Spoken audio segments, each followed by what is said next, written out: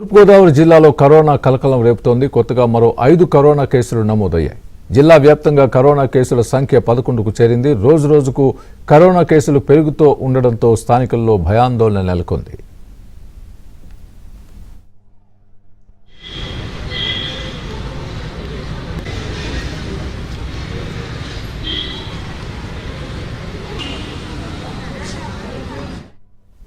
ఇదే అంశానికి సంబంధించి పూర్తి అప్డేట్ మా ప్రతినిధి రాజబాబు అందిస్తారు.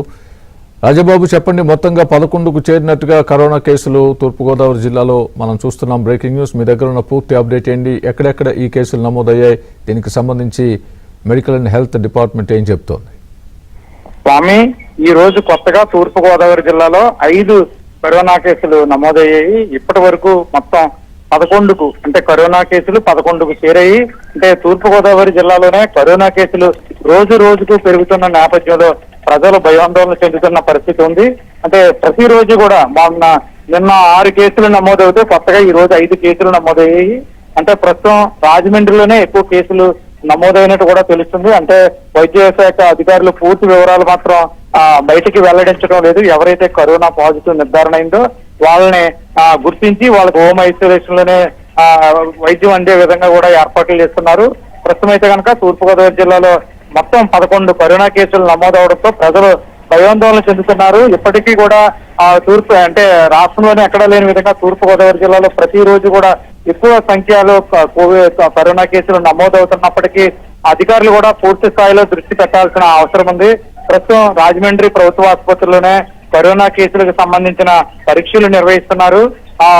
జిల్లా వ్యాప్తంగా కూడా ప్రతి ప్రాథమిక ఆరోగ్య కేంద్రంలో కూడా ఈ కరోనా పరీక్షలు నిర్వహిస్తే మరికొన్ని కేసులు కూడా నమోదయ్యే అవకాశం ఉంది. కేసులు కూడా పెరిగే అవకాశం ఉంది. తీవ్రత కూడా ఎక్కువ ఉన్నదనే చెప్పవచ్చు. ప్రస్తుతం అయితే కనుక ప్రజలు భయాందోళన చెందుతున్నారు. ఈ ఒక్కరోజు 5 కరోనా కేసులు నమోదవడంతో ప్రజలు భయంతో ఉరికిపోతున్న పరిస్థితి అయితే నెలకొంది. దీనిపై రాష్ట్ర ప్రభుత్వం జిల్లాధికారులు స్పందించి కరోనా కేసులు తీవ్రతను తగ్గించడానికి ప్రయత్నాలు చేయాల్సిన అవసరం ఉంది. స్వామి, right, thanks for the update Rajababu. ఈ తరుణమందునైనా నీ యొద్దకు నీ సాన్నిధ్యములో నీలో ఫలించుటకు వచ్చి ఉన్న మా ఎల్లరకు నీ వాక్యముక్తిని ఈ వాక్య ప్రభావమును అనుగ్రహించుటకు మునుపు వినగలుగు చెవులను గ్రహించగలుగు మనస్సును మీరు మాకు బయలుపరచి ఉన్నారని నమ్ముచు, ఓ దేవా, నీ యొద్దకు వచ్చిన మాకు సర్వారోగ్య దీవెన ఫలములు అనుగ్రహింప చేయమని వినయ మనస్కులమై వేడుకుంటున్నాం. ప్రభువా తండ్రి, ఎన్ని సంపాదించినా ఎంత సంపాదించినా నిలబడిని ప్రాణమునకు పెట్టు రూపాయి తండ్రి వ్యర్థమే. కాబట్టి సొమ్ముపై లక్ష్యం ఉంచక తండ్రి, సర్వము అను ఈ లోకముపై నమ్మకం ఉంచక సర్వాధికారియము నీపై మేము నమ్మకం ఉంచి నడుచుకున్నట్లుగా మీరు సహాయం దయచేయండి. ఇదిగో నా విమోచకుడు సజీవుడు అని యోబు మహాభక్తుడు నమ్మి వాగ్దానముగా వ్రాసిన మాటను మీరు మా యందు సాక్షాత్ముగా నిలిపివేసి మా గ్రామమును, మా తండ్రి మండలమును, మా జిల్లాను, మా రాష్ట్రమును, మా దేశమును, యావత్ మానవాళిని, ప్రపంచమును నీ గుప్పెట్లో పదిలముగా నిలువబెట్టి ఎవరెవరు నీకు విరోధులై ఉంటున్నారో ఆ విరోధత్వమును విధేయత తత్వముగా మీరే మార్చివేసి నేను తెలుసుకుని మసులుకునేటట్లు నీవే జ్ఞానాభివృద్ధిని శుద్ధిని దయచేయమని, ఇదిగో నా రక్షకుడు నా యందు నిలిచి ఉన్నంత కాలము పరుడు పక్షపాతము చూపినా నా యందు ఏమియూ తను కనుగొనలేడు, నన్ను హతము చేయలేడు అని తండ్రి పౌలు మహాభక్తులు అన్నట్లుగా నీ బలము గల వృద్ధిని మాకు అనుగ్రహింపజేసి నాలో ఉన్నవాడు గొప్పవాడు, లోకములో ఉన్న వాటి కంటే గొప్పవాడని గొప్ప నమ్మికను మా యందు స్థిరపరచి మమ్మల్ని బ్రతికించి ఆరోగ్య ఆశీర్వాదములతో మా కుటుంబములను అలంకరింపచేయు. ఈ ప్రార్థనా స్థలంలో చేరి ఏకీవించిన మాకు ఈ సన్నిధి ద్వారా మరొక ఆరోగ్య ఆశీర్వాద దీవెనను మాకు మెండు చేయునయున్న యేసునామాన మిక్కిలి వినయముగా బ్రతిమలాడి వేడుకొనుచున్నాము తండ్రి, ఆమేన్. మన ప్రార్థన ఆలకించు నిమిత్తమై ఆయన సన్నిధిలో కననివారమైన మనలను కనురెప్పగా కాపాడుకొనుచున్న త్రిత్వ దేవుని కాపుదల సదా కాలము మనకు తోడై ఉండును గాక, ఆమేన్. అందరికీ మరొకసారి ఆరోగ్యవంతమైన మరణ చెప్పుకుందాం. మరణాత, అందరికీ మరణాత. మరి ఈ దినము మన వాక్యాంశము మరి మీరే మీ నోటితో చదివితే చాలా బాగుంటుంది. మరి ఒకసారి గట్టిగా మీ గొంతు చదవండి. విధేయుడు విరోధుడు. గట్టి చదవాలా? విధేయుడు విరోధుడు అంటే ఎవరు? అక్కడ రాసే కదా కింద, మోషే వర్సెస్ ఫరో. ఈరోజు క్రికెట్ మ్యాచ్ కంటే అద్భుతమైన ఘట్టం, ఫుట్బాల్ మ్యాచ్ కంటే అద్భుతమైన ఘట్టం. మోషే ధ్యానములలో ఒక సామాన్యుడు, అవండి, ఒక సమర్థుడు, ఒక లేనివాడు, ఒక గర్వాంధుడు, దేవునిని కనుగొననివాడు, దేవుణ్ణి కనుగొనినవాడు, దేవుని లెక్క చేయనివాడు, దేవుని మాట తప్ప మరొక మాటను తన లెక్కలోనికి తీసుకుని రానివారై ఉన్న ఇద్దరు మధ్యలో ఏం జరుగుతుందంట? పోటీ జరుగుతుంది. కాబట్టి మరి దేవుని వాక్యాన్ని సమృద్ధి కలిగిన దేవుని యొక్క ఉనికి ద్వారా మన యొక్క అంశాన్ని ధ్యానం చేసుకుందాం. ఈనాటి మన ధ్యానాంశ పాఠ్య భాగము పరిశుద్ధ లేఖన భాగములో నుండి నిర్గమాకాండ గ్రంథము 3వ అధ్యాయము 5వ అధ్యాయము మొదటి నుంచి చదువమ్మాయి. మోషే అహరోనులు వచ్చి ఇశ్రాయేలీయుల దేవుడై ఉన్న యెహోవా అరణ్యములో నాకు ఉత్సవం చేయుటకు ఫరో నేను అతని మాట విని యెహోవా ఎవడు ఎరుగను, ఇశ్రాయేలీయులను నేను పోనీయను అనిను. ప్రభువునందు దేవుని ప్రియబిడ్డలారా, ఇక్కడ ఈ ఒక్క పదములోనే మనకు ఇద్దరి యొక్క వ్యక్తిత్వాలు కనిపిస్తున్నాయి. ఇద్దరి యొక్క పద కరచలనం కనిపిస్తుంది. ఇద్దరి యొక్క సుముఖత, దేవుని సముఖములో వారి యొక్క తీర్పు కనబడతా ఉంది.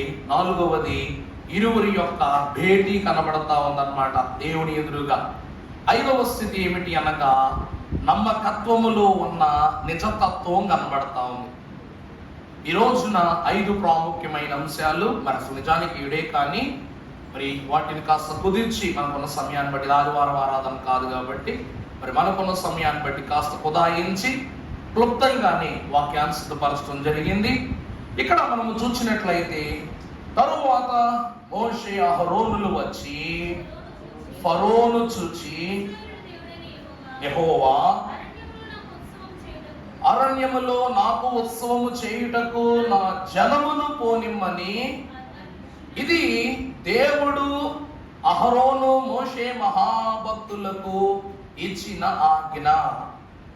ఇప్పుడు ఈ ఆజ్ఞను అనగా ఒక మాట చేత పట్టుకుని ఎక్కడికి వచ్చారంటే వీళ్ళు ఫరో దగ్గరికి వచ్చి, ఫరో నేను అతని మాట విని ఇశ్రాయేలీయులను పాలించుటకు యెహోవా ఎవడు. చూడండి, అతని మాట. అతడు అంటే ఎవరంట? అతడు ఏ పదం? ఏకవచన పదం. ఎవడు? ఏకవచన పదం. ఇక్కడ పై మాటలో ఇదిగో ఇశ్రాయేలీయులైన వారు దేవునికి ఉత్సవం చేయుట నిమిత్తమై దేవుడు ఈ మాటను మాకు అప్పగించి నీ వద్దకు పంపి ఉన్నాడు. దేవుడు మాట చెప్పగానే మేము ఏం చేశాం?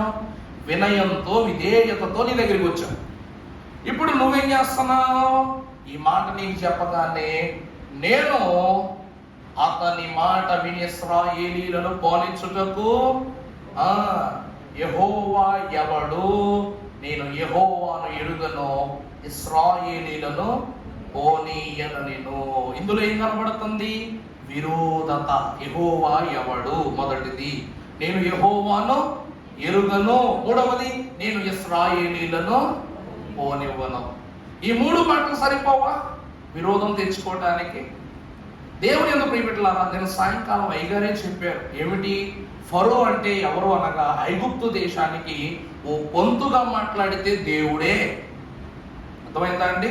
అతడు దేవుని యొక్క స్వభావం గలవాడు కాబట్టి, అతడే దేవుడును అనుకున్నవాడుగా ఉన్నాడు కాబట్టి అతడు కప్పలు వచ్చినప్పుడు ఏం చేశాడంట? ఓ మంత్రం వేయించాడు. కప్పలు ఏమైనాయి? ఎక్కువైపోయినాయి. రెండవది సర్పము విషయంలో మోషే కర్ర పడేయగానే అతడు మంత్రగాళ్ళను పిలిపించి కర్రలు పడేయమన్నాడు, అవి పాములైపోయాయి. ఈ రోజున తన హృదయము కాఠిన్యమైపోవటానికి, అంటే విరోధముగా మారిపోవటానికి గల కారణము ఏమిటంటే దేవునిని తెలుసుకోలేకపోవటమే. కఠినత్వం అంటే ఏంటండి? రాతి గుండెలు అంటే ఏంటంట? దేవునిని తెలుసుకునే గుండె రాతి గుండె. ఈరోజు మరి దేవుడు ఎవరో తెలియచెప్పాలో వద్దా? దేవుని మాట వింటే ఎలా ఉంటాం? విధేయుడు దేవుడిచ్చే ప్రతి ఫలాన్ని పొందుకుంటాడు. అది ఆరోగ్యమైనా కానివ్వండి, దీవెనైనా కానివ్వండి, ఆశీర్వాదమైనా కానివ్వండి, కుటుంబ ఐక్యత అయినా ఏదైనా సరే విధేయుడు పొందుకుంటాడు. విరోధి ఏమవుతాడంట? విరోధి ఏం చేస్తాడు? ఉన్నవన్నీ పోగొట్టుకుంటాడు, లేని దారిద్ర్యాలు తెచ్చిపెట్టుకుంటాడు, కానీ వాటిని నెత్తి మీద పోసుకుంటాడు, బూడిద రాసుకుంటాడు, అయిపోతాడు. ఈ రోజున దేవుని యొక్క వాక్యం సెలవిస్తూ ఉన్నది. మొదటిగా మనము చూసినట్లయితే వాక్యంలోనికి వెళదాం. విధేయుడు చూడాలా? ఎవడు విధేయుడు? విరోధుడు. వాక్యంతో పోకుందాం. రోమాపత్రిక 5:19-20.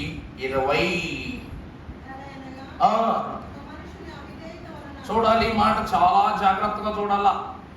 ఎలయనగా ఒక మనుష్యుని అవిధేయత వలన అనేకులు పాపులుగా ఎలాగో చేయబడరు. అంటే ఒక మనుష్యుని అవిధేయత, ఇది ఫరోకులు దేవునికి మధ్య జరుగుతున్నటువంటి ఏంటి చెప్పండి? పోరాటం, మాట లేకపోతే పట్టింపు, ఇలా మధ్య జరుగుతుంది. కానీ ఇతని యొక్క మూర్ఖత్వం వలన, ఇతని అవిధేయత వలన చూడండి, అనేకులు పాపులనుగా ఎలాగో చేయబడిదిరో. అవునా కదా? ఫరో మూర్ఖత్వం ఏం చేసిందంట? ఐగుప్తు మీద 10 తెగుళ్ళు రప్పించింది. జ్యేష్ఠ కుమారులను కోల్పోయారు. నిన్న రాసుకున్నారు కదా, వచనాల భాగంగా 10 తెగుళ్ళు రాసుకున్నాం. పేర్లు పుట్టించారు. నిజం చెప్పాలంటే అండి, ఐగుప్తు దేశములో అసలు కప్పలు ప్రవేశించుట సాధ్యము కాని పని. తెలుసునా మీకు? ఐగుప్తు దేశంలోనికి కప్పలు ప్రవేశింపజాలు. ఎందుకో అనగా ప్రియులారా, ఐగుప్తు నదులు ఏవైతే ఉన్నావో అవి పవిత్రమైన నదులు కాబట్టి. ఐగుప్తు యొక్క నదులు ఏమిటండి? నైలు నది పవిత్రమైనది. కారణం ఏమిటంటే వారు ఐగుప్తు దేవతల యొక్క విగ్రహములు ఏవైతే ఉన్నావో అవి వాటిలో శుభ్రపరచుకుంటారు. ఎప్పుడైతే అశుద్ధి చేరిపోయిందో దేవుడు ఆ నీటిని ఎలా మార్చేశాడు? రక్తములుగా మార్చేశాడు. కాబట్టి ఆ రక్తము యొక్క నీచు వాసన బట్టి ఆ దేశమంతా కూడా ఏమైపోయింది? వ్యర్థమైపోయింది. ఆ వ్యర్థమైన స్థలములోనికి దేవుడు కప్పలను పుట్టించాడు, పేలును పుట్టించాడు. దేవుని ప్రియమైన ద్వారా ఒకరి అవిధేయత వలన, ఒక మనుషుని అవిధేయత వలన అనేకులు పాపులుగా ఎలాగో చేయబడుదురో, అలాగే ఒకరి విధేయత వలన అనేకులు నీతిమంతులుగా చేయబడు. అనగా ఇక్కడ విధేయుడు ఎవరు? మోషే. అతని విధేయత వలన ఇశ్రాయేలు ప్రజలైనటువంటి వారు ఎలా చేయబడ్డారట? నీతిమంతులనుగా చేయబడ్డారు. తరువాత మరియు అపరాధము విస్తరించినట్లు ధర్మశాస్త్రము, అర్థమైందా? ఈ అపరాధము అనున్నది అనగా విరోధత్వము అనున్నది ఈ లోకములో ప్రవేశిస్తుంది అని ఎరిగిన ప్రభువు ఈ లోకానికి ఏమి ఇచ్చారంట? ధర్మశాస్త్రాన్ని అందించారట. అయినను పాపము మరణమును ఆధారము చేసుకుని ఎలాగూ ఏలెనో. చదవమ్మ, కంటిన్యూ చేయి, ఇక్కడ లేదు కానీ. అలాగే నిత్య జీవము కలుగుటకై నీతి ద్వారా కృపయు ఏలు నిమిత్తమై పాపము ఎక్కడ విస్తరించి ఉన్నో అది దేవుని యందు ప్రియమిటులారా, మోషే యొక్క పాపము విస్తారంగా పెరిగిపోయింది. ఆ చోటనే ఇశ్రాయేలీయులపై దేవుని కృప ఏమైపోయింది? అంతే విస్తారముగా, దానికి 10 రెట్లు విస్తారంగా ప్రబలిపోయింది. దేవా నువ్వు ఎక్కడున్నావు అని అడుగుతాం కానీ కష్టం వచ్చినప్పుడు లేడా? శ్రమ వచ్చినప్పుడు లేడా? నువ్వు ఊపిరి పీలుస్తున్నావు, కడుపు నిండా పోవు తింటున్నావు, నీ పనులు చక్కబెట్టుకుంటున్నావు, నీ ఇంట్లో బలహీనత వచ్చినప్పుడు నువ్వు లేచి నడుస్తున్నావు. వారి కొరకు కన్నీరు కాల్చినట్టు నీకు బలం ఇచ్చిన దేవుడు నీ యందు లేడని అనుకోవటం మన భ్రమ.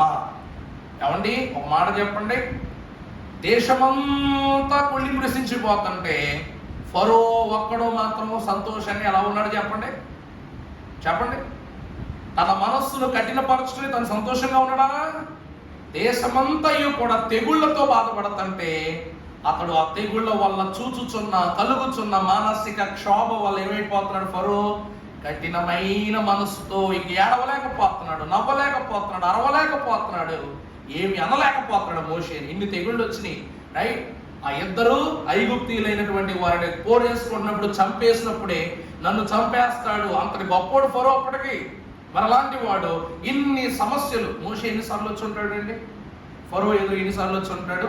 అతడు దేవుని కర్రలతో అద్భుతం చేస్తున్నప్పుడు, శ్రమలు పుట్టిస్తున్నప్పుడు, తెగుళ్ళు కలిగిస్తున్నప్పుడు ఎన్ని మార్లు ఫరో యొక్కకు వచ్చాడో ఆనాడే తన ఖడ్గం తీసుకుని మోషే శిరస్సును ఖండించవచ్చు కదా.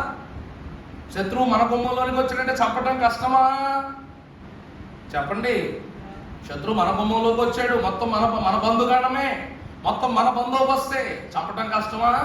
మరి ఫరో మోషేను చంపలేకపోవటానికి గల కారణం ఏమిటంటే మోషే యొక్క క్రియల ద్వారా తన హృదయము ఇంకా ఇంకా ఇంకా ఇంకా కాఠిన్యమైపోతుంది. ఎందుకంటే మోషేని ఎదిరిస్తేనే ఈ తెగుళ్ళు. అదే మోషే పీక మీద కత్తి పడితే తన రక్తం కానీ ఐగుప్తులో చెందితే ఈ ఐగుప్తు దేశం ఇక తునకలైపోద్దని ఏమైపోయాడంట? భయపడిపోయాడు. అందుకే అంటారు కొంతమంది ఏం చేస్తారు, భయపడినా ఏం చేస్తాం, సీక్రెట్లో నడుచుకుంటూ వెళ్తున్నప్పుడు మనం చిన్న సౌండ్ వేసామనుకోండి, అంటే నేను ఏసు రక్తమే చేయమంటాం. అప్పుడు ఏంటంటే యారా భయపడ్డావా అంటే లేదు నేను ఎక్కడ భయపడను అంటావా లేదా? అంటే ఏంటి, నేను భయపడ్డానని చెప్పావనుకో ఇంకెక్కడ దొరికినా కోతలేస్తాడు నీకు. అదే నేను భయపడలేదని చెప్పావనుకో 2-3 సార్లు వేస్తాడు, ఊరుకుంటాడు. ఇప్పుడు మోషే చేసిన క్రియల ద్వారా ఫరో మనస్సులో కూడా ఏం పుట్టిందంట? భయం. కానీ ఏం చేస్తారో తెలుసా? నేను భయపడలా, నేను తెగుళ్ళు చూసి భయపడలేదు, పరిస్థితులు చూసి భయపడలేదు, చావులు చూసి భయపడలేదని ఏం చేస్తున్నాడు? షంటుకుంటున్నాడు అన్నమాట. అందుకే దేవుని వాక్యం అంటుంది, అపరాధము విస్తరించినట్లుగానే పాపము మరణమల్లాగు చేసుకుని ఎలాగూ పండిపోయిందో అలాగే వాటి నిమిత్తమై కృప కూడా ఈ లోకములో అలాగనే విస్తరించిన దేవుని వాక్యం సెలవిస్తుంది. ముందుకు వెళ్ళి చూసినట్లయితే మొదటిగా ఇక్కడ విధేయత అను పదములోనికి వస్తే, విరోధత అను పదములోనికి వస్తే ఎవరు ఏ పనులకు విధేయులుగా విరోధంగా ఉన్నారంటే మొదటిగా నిర్గమకాండం 4:20 మోషే తన భార్యను తన కుమారులను తీసుకుని నెక్కించుకుని దేవుని కర్రను తన చేత పట్టుకుని మోషే తన భార్యను కుమారులను తీసుకుని గాడిద నెక్కించుకుని ఐగుప్తుకు తిరిగి వెళ్ళాను. ఎవరు చెప్తే తిరిగి వెళ్ళాడండి? దేవుడు చెబితే తిరిగి వెళ్ళాడు. అవునా కాదా? అంటే మోషే విధేయుడు అగుటకు గల కారణం దేవుని మాటను ధిక్కరించకుండా ఉండటమే. అవునా? దేవుని మాట మోషే ఏం చేయలేదు, ధిక్కరించలా. నీ భార్య బిడ్డలను తీసుకుని, ఇప్పటి వరకు మోషే పైన మాత్రమే ఫరోకు కోపం ఉంది, కానీ ఇప్పుడు భార్య బిడ్డలను తీసుకుని వెళ్తే కావాలంటే ఫ్యామిలీని అడ్డం పెట్టుకునైనా చంపేయచ్చు కదా, బాధ పెట్టవచ్చు కదా. అయినా దేవుడు శత్రువుల ఎదుటే భోజనం సిద్ధపరిచినట్లుగా శత్రు దేశంలోనే మీరు ఆశ్రయం పొందండి అని చెప్పి అక్కడ పంపించాడు. ప్రభువా ఏంటైనా పంపితే నన్ను పంపే ముసలోడిని 40 సంవత్సరాలు ఉంటే ఉంటాను, ఊడితే ఊడతాను, ముఖపచ్చలారని బిడ్డలు నన్ను వేసుకున్నట్టు వెళ్ళమంటున్నావు, ఇది భావ్యంగా ఉందని అన్నాడా? అందులో దేవుడి మాట విని ముందుకు వెళ్ళాడు. దేవుని మాట వినువాడే విధేయుడు. కరోనా కాలంలో మన మనసుకు తట్టిన ఒకే ఒక విషయం ఏంటి తెలుసా అండి? ఏంటో తెలుసా? దేవా నన్ను బతికించు, నా బిడ్డలు బతికించు, నా కుటుంబాన్ని బతికించు, నేను ఈ లోకంలో బ్రతికే ఉండదు. చావు నీ ఇంటి గుమ్మము దాకా వచ్చినప్పుడు అర్థమైంది చావుకి ఎంత మర్యాద ఇవ్వాలో. అప్పుడు దేవుడు నీ బంగారం, నేను నీ ప్రాణాలు కాపాడతాను, నాకు బంగారం ఇచ్చేయమంటే ఇచ్చేయమా దేవుడికి ఇచ్చేస్తా, బతుకుంటే ఎన్ని కాసులైనా సంపాదించుకోవచ్చు. తర్వాత ఇంట్లో ఉన్న వస్తు సముదాయం ఇస్తావా, నేను బతికిస్తానని అన్నారు అనుకో, రాసిచ్చేస్తానండి, నా సుమంతం రాసిచ్చేస్తాను, నేను బతికితే చాలు. అవునామా లేదా? అర్థమైందా? మోషే దేవుని మాటను గౌరవించి రాజుగా, యువరాజుగా ఉండే స్థితిని పోగొట్టుకున్నాడు, వద్దనుకున్నాడు. అవునా కదా? నేను ఫరో కుమార్తె కుమారుడు అనబడుట కంటే దేవుని యొక్క పరిచారకుడు అనుకోవటమే నాకు గొప్ప మేలు అనుకున్నాడు.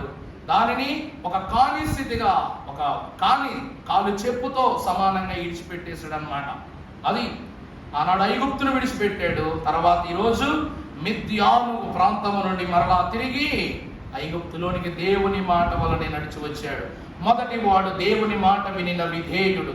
రెండో వాడు 5:2 చదువు. ఫరో నేను అతని మాట విని ఇశ్రాయేలీలను పాలించుటకు యెహోవా. చాలు, విరోధుడు ఏమంటున్నాడు? నేను దేవుని మాట వినాలా? చూసారా విరోధి యొక్క మాట ఎలా ఉందో? దేవుని మాట ధిక్కరించటమే. అందుకే చేసి కొనరాదు అపార్థము, చేసి కొనరాదు దేవుని నపార్థము, చేసి కొనరాదు పరిశుద్ధున పార్థము, చేసి కొనరాదు. ఆకాశంబులన్నీ లోకానందములన్నీ నీకై ఇచ్చినవన్నీ ప్రాకటముగా పోవన్నీ నాకేమీడెనటంచు నీకే కలుమాని తలంచు గానా చేసి కొనరాదు. ప్రభువునందు ప్రియులారా, ఆకాశములన్నీ లోకానందములన్నీ నీకై ఇచ్చినవన్నీ ప్రాకటముగానే ఒక లోక కాలమున వచ్చినప్పుడు అవన్నీ పోతాయి. సూర్యుడు వెళ్ళిపోతాడు. నీకంటే ముందు సృజింపబడిన సూర్యుడు వెళ్ళిపోతాడు. నీ కొరకు సృజింపబడిన చంద్రుడు వెళ్ళిపోతాడు. నీ కొరకు సృజింపబడిన పురుగు, పుట్ర, పక్షి, జంతువు అన్నీ వెళ్ళిపోతాయి. అన్నీ వెళ్ళిపోతాయి, కానీ దేవుడు నిన్ను వదిలి వెళ్ళిపోతాడా? ఇవన్నీ ఇచ్చినది నీకే. అందుకే నాకు దేవుడు ఇమిచ్చాడని అనవద్దు. నీ కేకలు మానుకుని దేవుణ్ణి తలంచు. ఇవన్నీ వద్దనుకున్న నువ్వు చావు దాకా వెళ్ళినప్పుడు, దేవా నీవు తప్ప నాకు ఇంకేమీ వద్దు, నువ్వు బ్రతికిస్తే ఇక నేను నీకు లోబడి ఉంటానని ప్రమాణం చేశాం. న్యూ ఇయర్లో చేసినట్టు ప్రమాణం చేశాం. కానీ కాలం మారిపోయి కోవిడ్ అంతరించిపోయింది. దేవుడు ఇచ్చిన మాట ప్రకారం నీకు ఆయుష్కాలం ఇచ్చాడు. మరి ఆయుష్కాలం ఏం చేస్తున్నావు? బతుకుతావా ఈ లోకంలో ఎక్కువ రోజులు? మరలా పుట్టేస్తావా ఈ లోకంలో? మరలా తిరిగేస్తావా ఈ లోకంలో? మరలా ఉండగలమా ఈ లోకంలో? మరలా నవ్వేస్తామా? మరలా ఏం చేస్తామా అంటే ఏం చేసాం? మరలా లోకంలోకి వెళ్ళిపోయాం. ఫరో వలె మనము ఫరో వలె ఎలా మారిపోయాం? కఠినం అయిపోయాం. దేవుణ్ణి ఒక అవకాశంగా మార్చుకున్నాం. అందుకే ఈరోజు దేవుడు చూస్తే ఏంటి, చూడకపోతే ఏంటి, పెడితే ఏంటి, పెట్టకపోతే ఏంటి, నడిపితే ఏంటి, నడిపించకపోతే ఏంటి అంటున్నాం. ఈరోజు మళ్ళా ముంచుకు వస్తుందన్నమాట. ఏమిటి? మహమ్మారి. దాని పేరే మహమ్మారి. ముంచుకు వస్తుంది. ఇప్పుడు మరలా ఏం కావాలి? అన్నీ పక్కన ఎడతావు, అన్నీ పక్కకు దోసేస్తావు. ఇప్పుడు ఏం చేస్తావు? ఇది ఒక్కటే పడతావు. దేవా దేవా దేవాన్ని దేవుని కాళ్ళ మీద పడతావు. మొదలవుద్ది. ఒక్కసారి దేవుడు అన్నాడు అనుకోండి, నేను నీకు ఎందుకు సాయం చేయాలి అని. మోషే వలే, క్షమించాలి, ఫరో వలే నేను యెహోవా అని ఎరుగను. ఇప్పుడు అంటాను మన మాట అదే. యెహోవా ఎవడు? ఆరోగ్యం ఇచ్చేస్తా, దేవుడితో పని అయిపోయింది. ఇప్పుడు యెహోవా ఎవడు? దేశంలో నీ ఒంట్లో నుండి రోగం వెళ్ళిపోగానే దేశంలోంచే రోగం వెళ్ళిపోయిందని నిర్ణయం చేసుకుంటామా? అవునా? ఒక్కసారి మనకు జబ్బు తగ్గిందో వెంటనే ఏమని వచ్చేస్తుంది? లెక్కలేని బలం వచ్చేస్తుంది అనమాట. నేను బలవంతుడు కాబట్టి నాకు బలం, దేవుడు ఆరోగ్యం ఇచ్చేసాడు, నా దగ్గర డబ్బులు ఉన్నాయి కాబట్టి నాకు ఆరోగ్యం వచ్చేసి. ఇప్పుడు ఫరో తన మాట ద్వారా, దేవుని మాట, ఆజ్ఞ అతిక్రమమే పాపం చేశాడు కాబట్టి తన కన్నుల ఎదుటే, ఇదిగో నీ జనులైన ఇశ్రాయేలీయుల ఎదుట నీవు కనపరచు రక్షణ నేను కనులారా చూచుదును అంటాడు షిమ్యోను ప్రవక్త. ఇశ్రాయేలీయులకు రక్షణ, ఫరోకు నిత్య శిక్ష. అదవుతుందా అండి? దేవుని మాట వినటమే విధేయుని లక్షణం. దేవుని మాటను నెట్టివేయటం, త్రోసివేయటమే విరోధి యొక్క తత్వం. ఆ తత్వం ఉంటే కరోనాలే కాదండి, సూది గుచ్చుకున్న చచ్చిపోతాం మనం. దేవునికి విరోధి అయినోడు సూది గుచ్చుకుని చచ్చిపోతాడు. ఉదాహరణకు దావీదు కత్తులు కర్రలు వేసుకుని రాలా, ఏమేసుకొచ్చాడు? ఒక రాయితో హతమార్చేసాడు, గొలియాతును పడగొట్టేశాడు. ఈ లోకంలో దేవుని పేరిట ఉపయోగించింది పూచిక పుల్లైనా సరే అది దేవుని ప్రభావముతో నిండి ఉంటే అది ఘనతే. దానికి కారణం మోషే కర్ర. మోషే కర్ర అద్భుతాలు చేసింది, విధేయుడయ్యాడు కాబట్టి. ఫరో ఖడ్గము శాపమైపోయింది, విరోధి అయ్యాడు కాబట్టి. మొదటిది దేవుని మాట వలనే మనం దీవింపబడతాం. రెండవదిగా చూస్తే లోబడి ఉండుట. చెప్పాలి గట్టిగా, లోబడి ఉండుట. వాక్యం చూస్తే నిర్గమ 3:11 వెళ్ళుటకును నేనంతటి వాడనని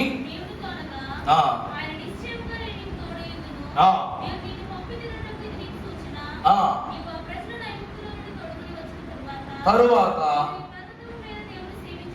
మీరు ఈ పర్వతము మీద దేవునిని సేవించెదరు. ప్రభువా, నువ్వు నా భుజం తట్టావు, వెళ్ళమన్నావు, గ్యారంటీ ఏంటి?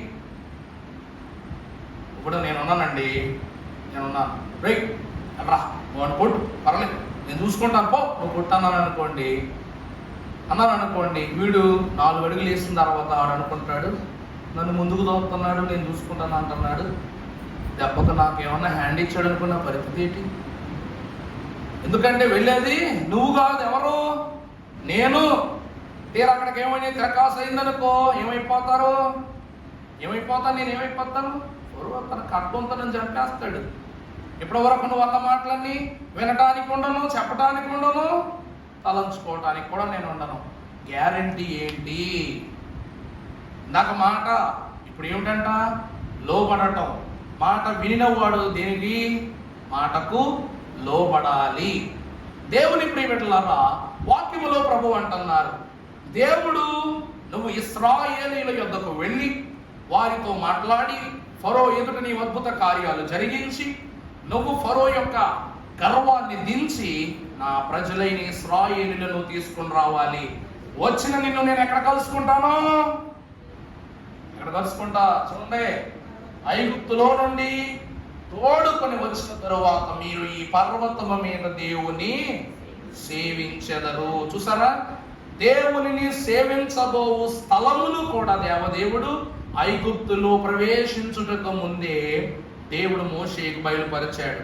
ఈరోజు దేవుని యొక్క ప్రభావమునకు లోబడి ఉన్నాడు కాబట్టి, అందుకే దేవుని వాక్యం అంటది, దేవుని వాక్యం చదువువాడును వాటిని విని గైకొనువాడు. వినటం అంటే మాట, గైకొనుట అనగా లోబడుట. నిజమా కాదా? జీవవృక్షం హక్కు వారై గుమ్మముల గుండా పట్టణములోనికి ప్రవేశించినట్లు తమ వస్త్రములను ఉదుకొరువని వారు ధన్యులు. గొర్రెపిల్ల పెండ్లి విందులో పాల్గొని వారు ధన్యులు. చూసారా, ఈ 7 ధన్యతలకు మనం ఏమైపోతున్నామంట?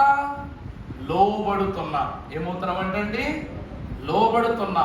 మోషే కూడా ఐగుప్తులు అడుగు పెట్టినది మొదలుకొని జరిగే అద్భుతాలకు జరుగుతున్న క్రియలు చూసి ఆశ్చర్యపాల. ఎందుకంటే నా దేవుడు నాకు ఇచ్చిన క్రమము యావత్తునకు నేను లోబడి ఉన్నాను కాబట్టి ఇవన్నీ సర్వసమానంగా జరిగించేశాను నేను. కానీ ఫరో అనగా ఈ విధేయుడు దేవుని మాటకు లోబడ్డాడు. మరి విరోధుడు, ఈ కపటదారు ఏమంటున్నాడంటే, కాదు గాని ఆయన ఎక్కువ కృప. యాకోబు 4:6 చదువుమాయి. ఆయన ఎక్కువ కృపనిచ్చును, అందుచేత దేవుడు అహంకారులను ఎదిరించి దీనులకు కృప అనుగ్రహించును అని. చూసారా, వాక్యం అని చెప్తుంది. చూసారా, కాబట్టి అనగా ఆయన ఎక్కువ కృపనిచ్చును, దేవుడు అహంకారులను ఎదిరించి దీనులకు కృప అనుగ్రహించునని ఏం చెప్తా ఉంది? అహంకారులను దేవుడు ఏం చేస్తాడంట? అణగొడతాడంట.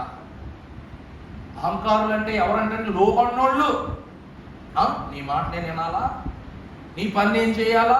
ఈరోజు దేవాలయంలోకి వస్తే 4 వారాలు ఉన్నాయి.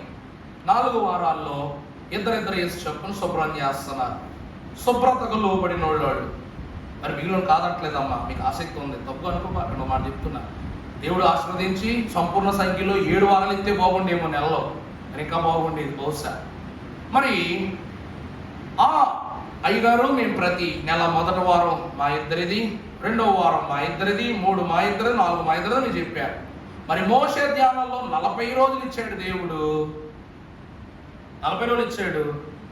నేను ఒక్కరోజైనా చేస్తాను అని ఆసక్తి ఎందుకు ఎవరికి లేకపోయి, చేసిన వాళ్ళే మళ్ళా చేస్తున్నారు. క్రొత్త వాళ్ళు కనీసం ఈ సమయంలోనైనా నా చేయి దేవుని సన్నిధిలో ఒక పనిముట్టుగా వాడబడితే దీవెన అనుకుని కొందరు ఉన్నారు. కానీ మిమ్మల్ని 40 రోజులు చేయమంటలా, 10 రోజులు చేయమంటలా. ఒక్కరోజు కూడా బలం లేదా మనకి? ఒక్కరోజు కూడా బలం లేదా? మరి ఆ ఒక్కరోజు కొరకైనా మన శరీరము, మన తల ఎందుకు ప్రయాసపడట్లా? దేవుని ఎదుట నువ్వు చేయి పెట్టడానికి ఇష్టపడుతున్నావు కానీ దేవుని ఆలయం శుద్ధి చేసే విషయంలో నువ్వు చేయి పెట్టడానికి ఇష్టపడట్లేదు. కానీ దేవుడు అశుభ్రమైపోయిన నీ దేహం మీద చేయి పెట్టాలని ఎందుకు కోరుకుంటున్నావు? అవునా కాదండి? అవునా కాదా? ఈరోజు మనం తినే ఆహారంలో కాస్త దుమ్మెడితే పక్క పడేస్తాం. అట్లాంటిది నీ దేహం అంతా మలినంలో ఉంది. మరి దేవుడు ఎందుకు చేయి పెట్టాలి?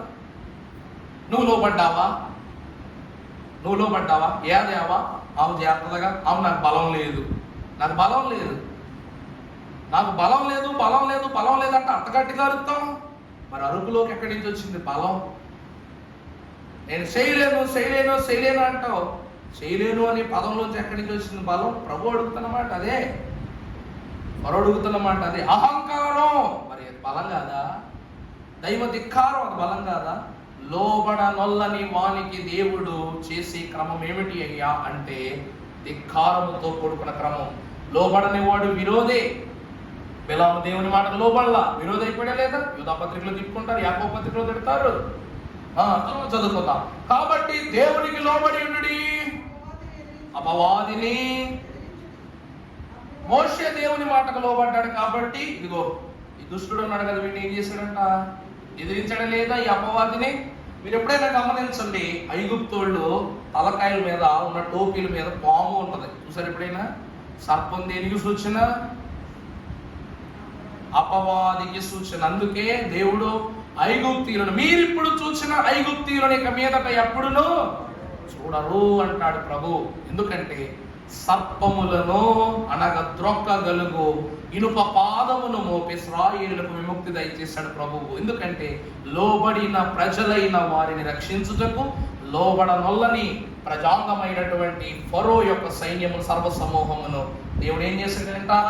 ఎదిరించినప్పుడు వాటి మీ యొద్ద నుండి ఫరో పారిపోయాడా లేదా? నేనే పాపం చేశాను, నేనే తప్పు చేశాను, దేవుని బలం ఏంటో నాకు తెలియలేదు, ఊరికే అన్నాడో నిజంగా అన్నాడో మనకు తెలియదు. కానీ ఒప్పుకున్నాడా లేదా దేవుడు గొప్పోడని? అది. రెండవది ఏమిటయ్యా అంటే లోబడాలి. మనము సృష్టికర్తకు లోబడితే సృష్టి మనకు లోబడద్ది. అర్థమైందా అండి? పేతురు సముద్రం మీద యేసు ప్రభువులో నడిచింది శక్తులు వచ్చి కాదు, దేవుని మాటకు లోబడ్డాను బట్టి. సముద్రము, అలలు ఎగిసిపడుతున్న సముద్రము ఆగు అని ప్రభు గద్దించగా ఆగిపోయింది. ప్రభువులో బలం ఉండడం వల్ల కాదు, ఆయన తండ్రి మాటకు లోబడ్డాడు కాబట్టి తండ్రి సృజించిన ప్రతి ఒక్క స్థితియు ప్రభు మాటకు లోబడ్డాయి. ఏలియా మహాభక్తుడు మన వంటి మనుష్యుడే, స్వభావము గల మనుషుడే. స్వభావం అంటే ఏంటి? పాపముంది, లోకముంది. ఏలియా గనుడు అని నేను చెప్పట్లా, ఎందుకో తెలుసునండి? ఏలియా జన్మించినది మొదలుకొని అతడు జిబేలు యొద్ద ప్రస్థానంలోనికి వెళ్ళేంత వరకు కూడా ఏలియా జీవితం ఏ జీవితమో దేవుడికి తప్ప మనకు తెలియదు. నిజమా కాదా? ఏలియా ఎలా పరిచయం అవుతాడమ్మా? అలా సూత్రం వంక. ఏలియా ఎక్కడ పుట్టాడో చెప్పండి, ఎవరికి పుట్టాడో చెప్పండి, అతని కుటుంబం చెప్పండి, సొంతూరు చెప్పండి, ఇంటి పేరు చెప్పండి. అసలు ఏలియా అనే పేరు ఎవరు పెట్టారో కూడా తెలియదు. అవునా కాదా? మరి అంతటి ఏలియా తన వృద్ధాప్యమునందు ప్రవేశించు పర్యాంతము తన జీవితంలో ఏ లోకం చోటు చేసుకుందో, ఏ పాపం చోటు చేసుకుందో, ఏ దురాత్మ యొక్క క్రియలు తనని ప్రలోభపెట్టాయో, ఎంత శోధన పడ్డాడు, ఎంత బాధపడుతూ పెరిగాడు ఎవరికి తెలియదు. అదంతయు సర్వము దేవునికి తెలుసు. అట్లాంటి వాడు యెజబేలును ఎదిరించుటకు రోషము గల సేవకుడుగా బయలుదేరాడు. దేవుడు గొప్ప స్వాస్యాన్ని దేవుడు అనుగ్రహించిన వాడై ఉన్నాడు. ఏమన్నా సందేహం ఉందా? ఆ సంతోషం. లోబడుట, ఎందుకనగా దేవునికి లోబడ్డాడు కాబట్టి. ఏలియా ప్రార్థించగా వర్షం ఆగిపోయింది. ఏలియా ప్రార్థించగా ఆకాశం నుండి దేవుడి మహిమ అగ్నిగా దిగి వచ్చింది. ఏలియా ప్రార్థించగా బయలు ప్రవక్తల యొక్క సమస్తమైన దురవాస క్రియలన్నీ పతనమైపోయి అక్కడికక్కడే. ఏలియా ప్రార్థించాడు కాబట్టి యెహోవా పరలోకమును అగ్ని రథమును పంపి పరలోకమునకు ఆరోహణం చేసుకున్నాడు. ఇదంతా దేని వల్ల సాధ్యమనగా లోబడుట. లోబడటం అంటే తెలుసా? ప్రార్థన. నువ్వు దేవుణ్ణి ఎలా లోబడాలి? ప్రార్థనతో లోబడాలి. ఇది రెండవ స్థితి. మూడవదిగా చూసినట్లయితే నమ్మకం ఉంచుట. మూడవది ఏంటండి? నమ్మకం. దేవుని మీద ఏముంచాలి? మనం నమ్మకం ఉంచాలా? ఈరోజు ప్రసవానికి సిద్ధపడినటువంటి ఆడకూతురు ఆసుపత్రికి వెళ్ళినప్పుడు ఎవరి మీద నమ్మకం ఉంచాలి? గట్టి చెప్పమా. డాక్టర్ గారి మీద నమ్మకం ఉంచాలి. రెండవది, నాకు అంతా మంచే చేస్తాడు దేవుడు అని నమ్మకం ఉంచాలా? కరెక్టే. ప్రత్యక్షంగా ప్రతి ఒక్కరు ఏమని చెప్తారంటే డాక్టర్ గారి మీద నమ్మకం ఉంచాలి. అందుకే డాక్టర్ అంటారమ్మా, ఏం కంగారు పడక, నీకేం కాదు, నువ్వు నీ బిడ్డ క్షేమంగా ఉంటారు, దేవుడు ఉన్నాడు పైన, దేవుడు చూసుకుంటాడు, కంగారు పడకని డాక్టర్ అమ్మ ధైర్యం చెప్పొద్దు. ఆపరేషన్కి వెళ్ళబోయే ముందు కూడా మనం ఏం చేస్తాం? ప్రార్థన చేస్తాం. ఒక డాక్టర్ గారికి చూపించుకునేటప్పుడు, ఓ పని ఆరంభించేటప్పుడు, ఒక గృహం నిర్మించేటప్పుడు, ఒక పనిలో ఎవరికైనా సొమ్మిచ్చేటప్పుడు, దేవా నన్ను అవాస్తవాలు కానీ ఒక ఏం చేస్తాం? దేవుని మీదే భారం వేస్తున్నాం. ఈ రోజున దేవుని వాక్యం అంటుంది, నమ్ముట నీ వలనైతే నమ్మువానికి.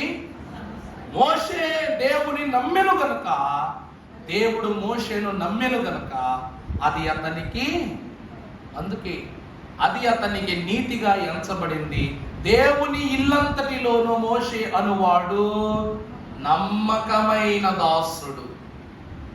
ఫలా నమ్మకమైన మంచి దాసుడు. మోషే ఎవరటండి? దేవుని ఇంటిలో ఫలా నమ్మకమైన మంచి దాసుడు. అంతటి గొప్ప సాక్ష్యం దేని వలననగా దేవునిని నమ్మిన అతని యందు దేవుడు ఉంచుకున్న నమ్మకం.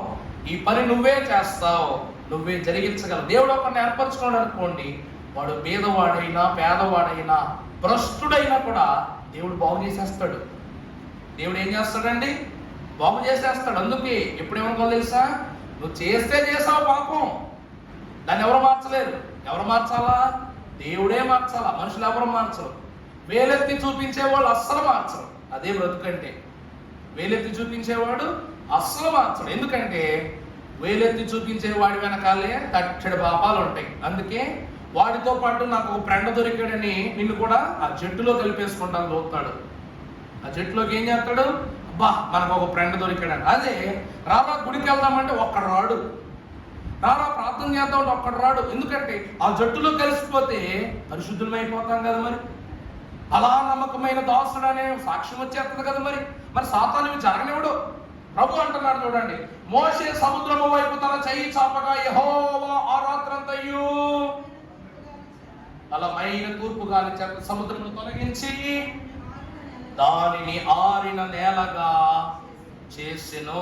ప్రియులరా, ప్రభు వాక్యములో మనము చూస్తే మోషే సముద్రము వైపు తన చెయ్యి చాపగా, చెయ్యి చాపడం అంటే ఏంటండి? ఇప్పుడు ఇక్కడ కర్రతో అద్భుతం చేస్తున్నాడా, చేతితో అద్భుతం చేస్తున్నాడా? కర్రలో బలం ఉందా లేక మోషేలో బలం ఉందా? నీకు అర్థమయ్యేలా చెప్తా. ఈ ఫోన్ ఉంది, ₹1,00,000, ₹1,00,000 ఫోన్. నువ్వు వాడకుండా పక్కన పడితే ఆ ₹1,00,000 ఫోన్కు విలువ ఉందా? అర్థమైందా అండి? వాచ్లు కొనుక్కుంటాం, టీవీలు కొనుక్కుంటాం, ఫ్రిడ్జ్లు కొనుక్కుంటాం, ఇళ్ళు కట్టుకుంటాం. నువ్వు బతకకపోయినా వాటిని వాడకపోయినా విలువ ఉందా? దేవుని కర్ర మోషే చేతికిచ్చి, మోషే ఇది నా కర్ర అని అప్పగించిన దేవుని బట్టి కర్ర యందు అతిశయం ఉంచాడా దేవుడు? మోషే మీద నమ్మకం ఉంచాడా? మాట నీకు అర్థమవుతుందా? నేను కర్ర ఇచ్చాను కదా, అమ్మయ్యా ఇక మోషే చూసుకుంటాడు అని ఇచ్చిపెట్టేశాడు, నా కర్ర ఇచ్చాను కదా అని. దేవుడు తన ఇచ్చినటువంటి కర్రపై నమ్మిక ఉంచలేదు గాని తన ప్రియ సాన్నిహితుడగు గనుడగు దాసుడగు మోషే యందు నమ్మిక ఉంచాడు. ఎందుకంటే ప్రియబిడ్డలారా, పిచ్చోడి చేతికి పచ్చడిస్తే జాడి మొత్తం నాకేసాడట. పిచ్చోడి చేతికి పచ్చడిస్తే ఏం చేశాడంట? జాడి మొత్తం తినేసాడంట. నిజమేనండి. ఇప్పుడు ఎవరికైనా ఒక జాడి పచ్చడి వేసుకోమని అనుకో, స్పూన్లు వేసుకుంటాం. అది పిచ్చోడికి ఏం చేస్తాడు? దాటేస్తాడు. కారం తెలియదు, పచ్చడి బోధన మొత్తం తినేస్తాడు. నిజమేనండి, సామెత ఉంది. అవునా కాదా? ఇప్పుడు చిన్నపిల్లోడి దగ్గరికి వెళ్ళి, అరే నాన్న బంగారు పొంగను చేతిలో పెట్టాడు, ఏం చేస్తాడు? టుయ్యు టుయ్యు అని అనుకుని అవతల తీసిరేస్తాడు. కొత్తగా తిరిగి నీకు అది వాడిని తిట్టగలవా పట్టగలవా? దేవుని వాక్యం చెప్తుంది కూడా అదే. ఏమిటంటే అద్భుతములు చేయు కర్ర, మోషే యొద్ద ఉన్న అద్భుతములు చేయు జ్ఞానము దేవుడు మోషేకు అనుగ్రహించాడు. అందుకే అద్భుతములు చేసినది కర్ర కాదు, మోషే చెయ్యి. ఈ సమయమునకు ఈ క్రమమునకు తగిన అద్భుతం చేయాలంటే ఏం కావాలా? జ్ఞానం కావాలా.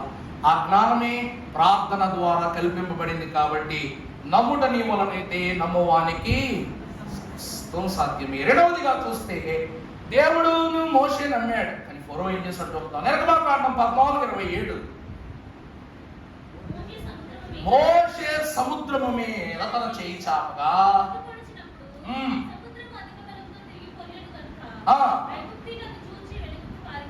అప్పుడు యెహోవా సముద్రము మధ్యను, చాలండి ఇక్కడ మాట చూసారు ఎలా ఉందో.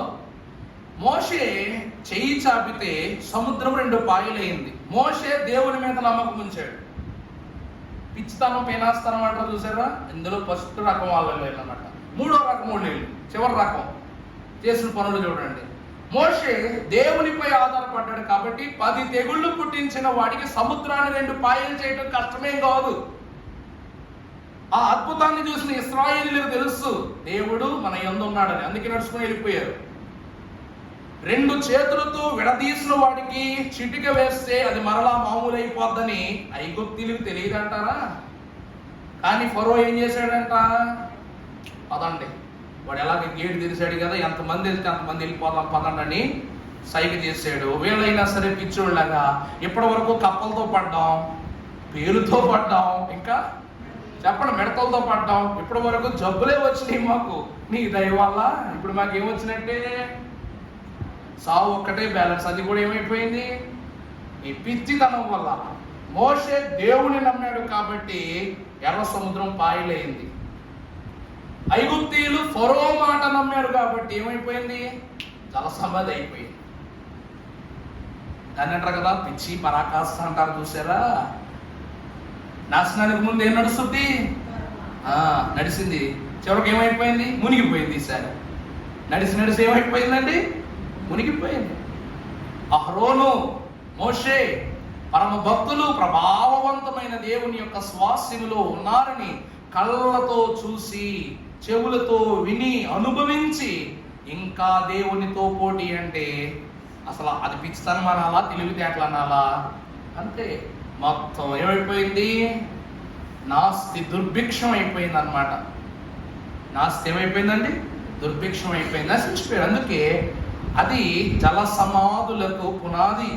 దేవుని విరోధులకు జల సమాధి సృష్టికర్తను ధిక్కరించి దేవుని మాటను ఆలకించకుండా వ్యర్థ ప్రవర్తనతో దేవుని దాటి ముందుకు వచ్చారు. కింద చదువుకుందాం.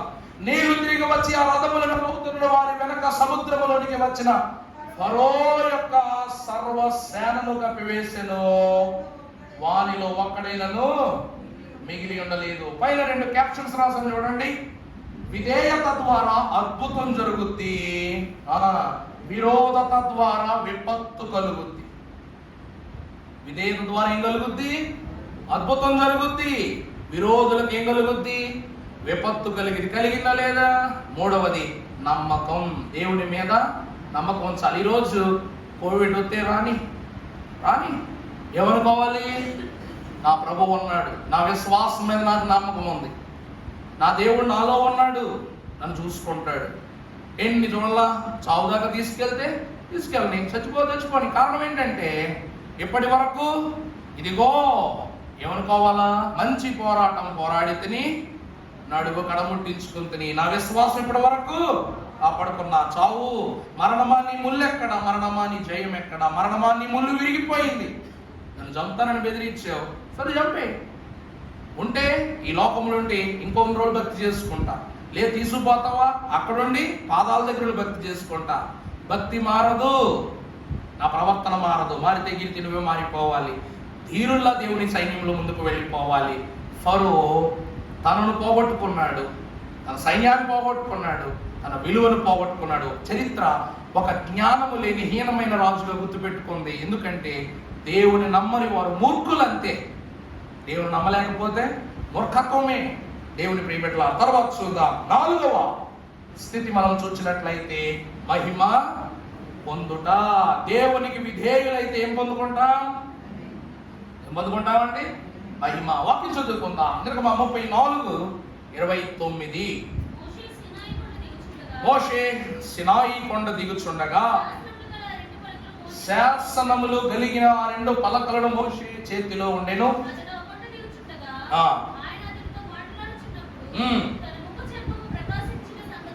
తన ముఖ చర్మము ప్రకాశించుచున్న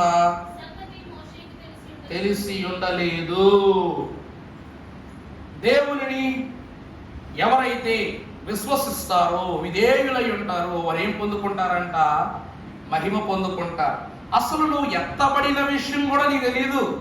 మనం వీడియో చూపించాను చూసారా, తల్లి మాట్లాడుతూనే ఉంది, బిడ్డ దృశ్యం అయిపోయాడు, ఏమైందో తెలియదు, అయోమయం అలగాజలం అయిపోతుంది. నడిపేవాడు నడుపుతూనే కానీ చేస్తున్నాడు, విమానం తోలేవాడు విమానంలోనే మాయమైపోతున్నాడు. రెప్ప పాటులో ఏమైపోయినట్టే మొత్తం ముగిసిపోద్ది. వాక్యం అంటుంది అదే. ప్రత్యేకంగా 40 దినాలు దేవుని సన్నిధిలో ఉన్నప్పుడు దేవునితో అతను గడిపిన ప్రతి క్షణము అతనికి ఎలా మారిపోయిందో తెలుసా అండి? అతడు కన్నులారా చూచినది, చెవులారా విన్నది, మనసారా గ్రహించిన దానిని బట్టి అతని చర్మము కాంతిమయముగా మారుచున్న విషయం కూడా మోషేకు తెలియలా. అంటే దేవునిలో అనుభవించే అనుభవాన్ని బట్టి నీ మోకాళ్ళు నలుపెక్కుతున్న విషయం తెలియదు, నీ ముఖము తెలిపెక్కే విషయము నీకు తెలియదు. భక్తులు ఎలా తయారవుతారంటే, అద్భుతాలు ఎలా జరుగుతాయి అంటే ఆకస్మికంగానే జరుగుతాయి. మోషేకు 40 దినాలు జరిగింది. 40 దినాలు దేవుని స్వభావం జరిగింది. ఎందుకంటే ఊరకనే దేవుడు మోషేని పైకి రానివ్వాల. ఎందుకో తెలుసునండి? అహరోను పర్వతం ఎక్కడానికి అనర్హుడు అవడానికి కారణం అతడు చేసినటువంటి చెడు పని. దేవుని పరిచర్య చేయవలసిన వాడు విగ్రహ పరిచర్య కొరకు ప్రోపరిచాడు కాబట్టి, ప్రోత్సాహం చేశాడు కాబట్టి దేవుని పర్వతం మీద ఎక్కడానికి అతడు దేవుడికి అధికారం ఇవ్వాల. మోషే మహాభక్తుడు, దేవా నాకు నోటి మాంద్యం ఉంది, నాకు బలహీనత ఉంది, నాకు భయం ఉందన్నాడు తప్ప, అయినా నువ్వు వచ్చిన ప్రభావ నేను వెళ్ళను, నువ్వు తోడొచ్చినా నేను పట్టించుకోను, నాకెందుకు వచ్చిన గొడవ అని దేవుని ఎప్పుడైనా దూరం పెట్టాడా? దేవుని మాటనైతే ఇప్పుడు ధిక్కరించలా. అందుకే మోషేను దేవుడు వాగ్దాన దేశంలోనికి కాదు, వాగ్దాన అంతస్తులోనికి పిలుచుకున్నాడు. దేశంలోనికి కాదు, అంతస్తులోనికి పిలుచుకున్నాడు. గ్రహించుకోవాలా? ఆ ముఖము ప్రకాశించుట అతనికి తెలిసి ఉండలేదు. విధేయులైన వారికి మహిమను అనుగ్రహిస్తాడు దేవుడు. విధేయులైన వాడికి ఏమిస్తాడండి? మహిమను అనుగ్రహిస్తాడు.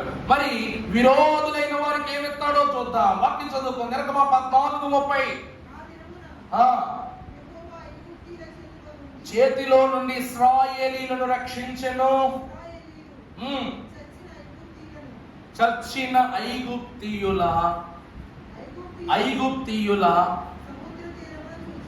ఐగుప్తీయులను సముద్ర తీరమున చూచిరి. యెహోవా ఐగుప్తీయులకు చేసిన గొప్ప కార్యమును ఇశ్రాయేలీయులు చూచిరి కనుక ఆ ప్రజలు యెహోవాకు భయపడి యెహోవా యందును ఆయన సేవకుడైన మోషే యందును నమ్మకం ఉంచిరి. చూసారా? రెండవదిగా మనం చూస్తే, నమ్మితే అనగా దేవునికి విధేయులై ఉంటే మహిమ చూస్తాం. ఈ రోజున మన విధేయత ఏంటో తెలుసా? మర్నాథ. మన విధేయత ఏంటండి? దీనిని అయిష్టంతోనో లేకపోతే మొక్కుబడిగోనో చెప్పొద్దు. ఎందుకంటే పరలోకము నుండి దిగి వచ్చిన స్వరము మరణాత. ఈ మాట పసి బిడ్డకు చెప్పిన సంతుష్టే పరలోకములో ఉన్న భక్తునితో పంచుకున్న అంతే సంతుష్టి. మరణాత చెప్పి నువ్వు మెట్టు ఎక్కుతున్నావు కానీ ఎప్పుడు మెట్టు దిగజారట్లా. గుర్తు పెట్టుకోండి. ఈరోజు మాటలో చెప్పాలంటే అందరికీ వందనాలు అంటాం, ప్రైజ్ ది లార్డ్ అంటాం, హల్లెలూయా అన్నీ అంటాం, అన్ని మంచి పదాలే. కానీ మరణాత అను పదము దేవుడు తన ఇష్టము చప్పున మనకు పిలువనంపుడి అని రెండవ రాకడ జనులకు ఇచ్చిన స్వరం. దీని అనుసరించు నేను చెప్పిన స్వరం, ఆయన మీతో చెప్పినది చేయుడి. ప్రభు చెప్పింది ఏమిటంటే మరణాత. ప్రభు చెప్పిన మాట. ఈ రోజున దేవదేవుడు విరోధి అయి ఉన్న ఇశ్రాయేలీలు, క్షమించాలి, ఐగుప్తీయులకు దేవుడు చేసిన స్థితి ఏమిటి అనగా, అదే ఇశ్రాయేలీలను ఐగుప్తీయుల యొక్క శవాల మీద నడిపించుకుని వెళ్ళాడు. విధేయుడైతే మహిమ చూస్తాడు, విరోధి అయితే మరణాన్ని చూస్తాడు. అర్థమైందండి? పాపము వలన, ద్రోహము వలన, శాపము వలన ఏం చూస్తాడు? మరణం చూస్తాడు. 400 ఏళ్ల బానిసత్వాన్ని 40 ఏళ్ల ప్రయాణంలో ముగించేశాడు దేవుడు. అది దేవుని క్రియ అంటే. వాళ్ళు 10 కాలం అనుభవించిన శ్రమను 1 వంతులో తేల్చిపడేశాడు దేవుడు. అర్థమైందండి? ఐగుప్తీయులు పడిన బానిసత్వం 400 వత్సరాలు ఉండొచ్చు, కానీ ఆ 400 ఏళ్ల బానిసత్వ భారాన్ని 10 మార్చి ఐగుప్తు దేశంలో 40 ఏళ్ళు చావు చుక్కలు చూపించేశాడు దేవుడు. ఎందుకనగా ప్రియులారా, యెహోవా నా పక్షమై నిలిచి ఉండగా నాకు విరోధి ఎవ్వడు. చూద్దాం, చదువుకుందాం. ఇప్పుడు ఎప్పుడైతే చనిపోయిన ఐగుప్తీయుల మీదగా, వాళ్ళ చావులు మృతాల మీదగా నడుచుకుంటూ వెళ్ళారో, అప్పుడు ఇశ్రాయేలులకు దేవుడు అంటే ఏం పుట్టింది? భయం పుట్టింది. ఈ పక్కింటోడు కోవిడ్ వచ్చినానికి ఎట్లుంటది? మాస్క్ కొనుక్కుంటావో లేదో నాకు తెలియదు, కానీ ఇల్లంతా పొలాలు కొడతారు చూసారా, స్ప్రే అది తెచ్చుకొని చిన్న ఉదాహరణ చెప్తారండి కోవిడ్ గురించి. ఒక మహానుభావుడు, మరి అది అప్పుడు టిక్ టాక్ నడుస్తున్న కాలం, టిక్ టాక్ బ్యాన్ చేసేసారు అనుకోండి, ఇలా యూట్యూబ్లో షార్ట్ చూస్తాం, స్నాప్ చాట్ వచ్చినాయి కదా. ఒక చోట బస్ స్టాండ్లో అన్నమాట, బస్ కోసం వెయిట్ చేస్తున్న, బస్సు ఎక్కుతున్నప్పుడు కండక్టర్ ఏం చేస్తున్నాడు, వచ్చిన వాళ్ళందరూ మరి రాడ్లు అయి పట్టుకుని ఎక్కుతారు కదా. ఎక్కితే కండక్టర్ లోపల ఒక శానిటైజర్ బాటిల్ మెయింటైన్ చేసి టికెట్ కొట్టిన ప్రతి ఒక్కడికి శానిటైజేషన్ చేస్తున్నాడు. చేసి శుభ్రం చేసుకో, టికెట్ తీసుకోవాలంటే చేస్తున్నాడు. ఇప్పుడు ప్రీ బస్ లేదు కదా మనకి.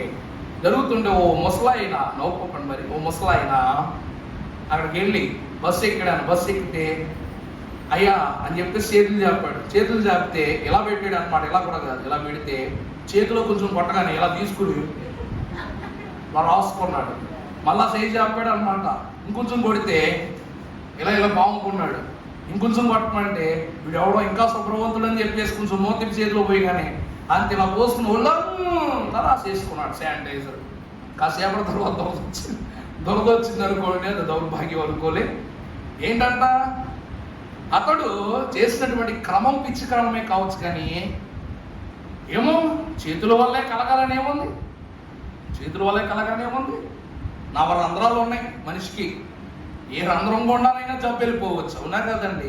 కర్ణ రోగములు, నేత్ర రోగములు, అన్ని రోగాలు ఉన్నాయి మనకి. అందువలన ఏ రీతిగానైనా వైరస్ వెళ్ళిపోతాయని, గాలి వెళ్ళగాలి, ఇది గాల్లో ఇంకా వేగంగా ప్రవహిస్తుంది, ఇది తిరిగి వెళ్తున్నారు కాబట్టి మొత్తం శానిటైజ్ స్నానం చేసాడు అనమాట. చూసిన వాళ్ళు, బస్సులో చూసిన వాళ్ళు అందరూ నవ్వుకున్నారు. నిజమే, మనకు కూడా నవ్వుతాం, చూస్తే ఇంకా నవ్వుతుందేమో బహుశా. వాటి మీద ప్రియమిట్లారా, ఎప్పుడు ఐగుప్తీయులకు ఈ పరిస్థితి కలిగిందో, చావుల మీద నడుస్తున్నప్పుడు చావు భయం పుట్టిందనమాట. చావు అంటే ఏం పడుతుందండి? భయం. ఎందుకంటే వామ్మో వాళ్ళ దేహాలు కూడా ఎట్లయిపోయినాయి. మనం దేవునికి ఎప్పుడు మారు మాట్లాడకూడదని గప్షిప్ని ఏదో మాట్లాడారు, తిరగబడ్డారు అనుకోండి, అదంతా వేరే ఉదాహరణ. అయినా దేవుడు వాళ్ళని ఏం చేయలా. తన ప్రజలను, తనకు విధేయులైన వారు అడిగితే ఒక వరస, విరోధులు చేసే పనులు ఒరే వరస. అందువలన దేవుడు వీరికి మృతములపై వాగ్దాన దేశములకు నడిపించి మహిమ కార్యాన్ని జరిగించాడు. విరోధులకు దేవుడు చేసింది మరణం, విధేయులకు చేసినది వారికే తెలియకుండా. నిజం చెప్పాలంటే ఇశ్రాయేలీయులు అందరూ కూడా తెలుపుబడిన చర్మంతో ఉన్నోళ్లే. ఇదిగో చెప్పనా, నీకు చెమట పడితే నువ్వెంత గొప్పోడివైనా కూడా సొక్క మాసిపోద్ది, ప్యాంట మాసిపోద్ది, డ్రెస్ మాసిపోద్ది. కానీ ఇశ్రాయేలీలు 40 వత్సరాలు కూడా గుడ్డ మాయకుండగా, చెప్పులు అరగకుండగా, చెమట పట్టకుండగా దేవుడు నడిపించగలేదా? నెత్తి మీద వెంట్రుకలు కూడా నెరగలేదట. మరి దేవుడు వారికి ముఖకాంతినివ్వలా, ప్రకాశం చేయలా? మోషేకు మరింత దీవెనిచ్చాడు, వీళ్ళకు దీవెనతో నడిపించాడు. గుర్తుంచుకోండి, దేవునికి లోబడి ఉంటే దేవుని మహిమను విధేయులుగా గమనిస్తే మహిమిస్తాడు. విరోధులైతే మృదులమని చెప్పుకోవడానికి కూడా ఈ లోకంలో మనకేముండదు, పిడికిడి మట్టి ఉండదు. చివరి మాట మనం చూసినట్లయితే 5వది, విధేయులైన వారికి దేవుడు ఇచ్చేది స్థానము, అనగా స్థలము. వాక్యం చూద్దాం.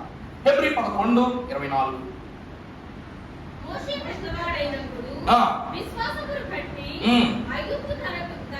ధనము కంటే క్రీస్తు విషయమైన ఎంచుకొని కంటే యోచించి ఒప్పుకొనలేదు.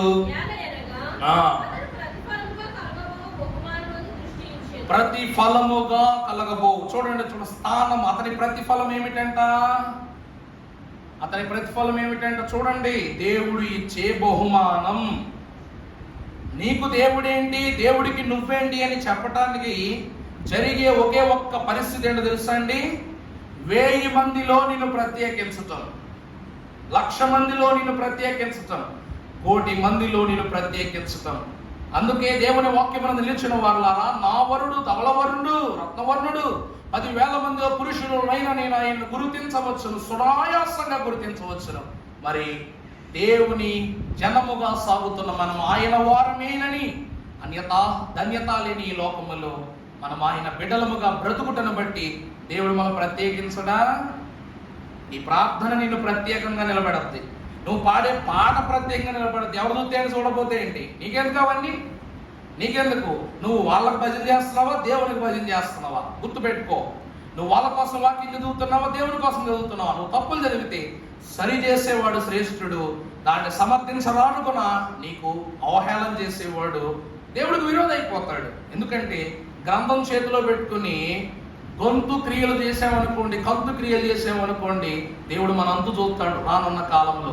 3వది, ప్రార్థన చేసేటప్పుడు వాడి ప్రార్థన రాదు, ఆ పదాలు చూడరా బాబు, భయంకరమయ్యే బాబోయ్ అనుకుంటాం. కానీ నీ ప్రార్థన ఎట్టిదో చెప్పవలసింది వినేవాడు, దాన్ని ఆలకించేవాడు, దాన్ని నెరవేర్పునిచ్చేవాడు, నీ ప్రార్థన ప్రతిఫలం ఇచ్చేవాడు చూసుకుంటాడు. అదే 10 మంది అంశాలు బాగా చేసి ఒక్క అంశం కానీ తప్పు చేస్తే ఏమనుకుంటావు?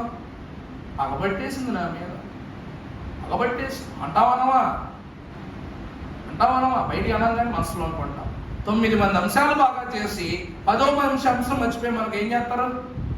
చూసావా, నా అంశం మర్చిపోయిందంట.